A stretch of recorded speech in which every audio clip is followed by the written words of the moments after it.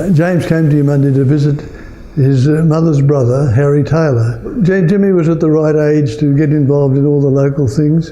The School of Arts had only been up a couple of years at the time that he came to Eumundi. There was skating in the hall, and there was a local football team which Jimmy joined.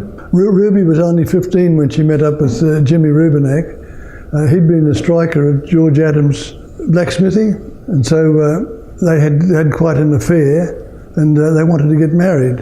And Jimmy was enlisting, and Ruby's father refused to let them marry, and of course nobody knew at the time that she was pregnant. Ruby wrote to him. Her mother said, "Tell him that the present you left with me has arrived." Jimmy was quite pleased with that, and they corresponded quite regularly. While Jimmy was overseas, on a couple of occasions he had photographs taken which he sent to Ruby with little notations on the back. They were in postcard form. I think the last photograph he sent showed him looking rather pale and wan, and he said he'd been sick for some weeks at that time. Ruby hoped that he'd be better, of course, by the time he got home. As the time wore on, and he allocated some of his pay to her, he was looking very much to coming home, and Ruby was looking forward to introducing him to her son, Percy. She used to dress him up in his best outfit to see what he looked like and to wonder how Jimmy Rubenach would react once he saw his child.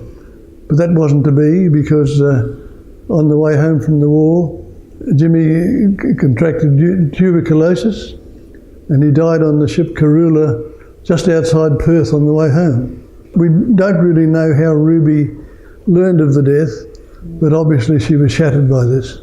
I was born and raised just out of Eumundi. We knew the trees were there all the time, and I knew that they were planted as memorial trees, but it wasn't until I was about 10 or 12 that I realised that one of the trees was quite significant to our family, and that's when I really got into the history of it. I just thought, wow, what a great story. Yeah, the song came about because, like, the trees, you know, they're just such a beautiful thing that everybody notices, but not a great deal of people understand what it's all about. So I thought that more people just needed to know the significance of the story and the relevance of the trees.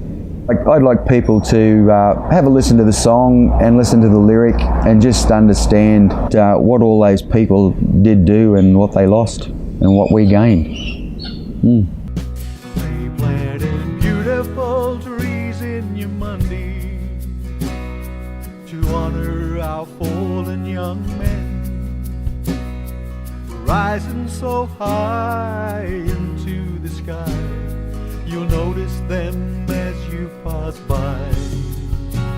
Those beautiful trees in Eumundi, standing so proud just like them.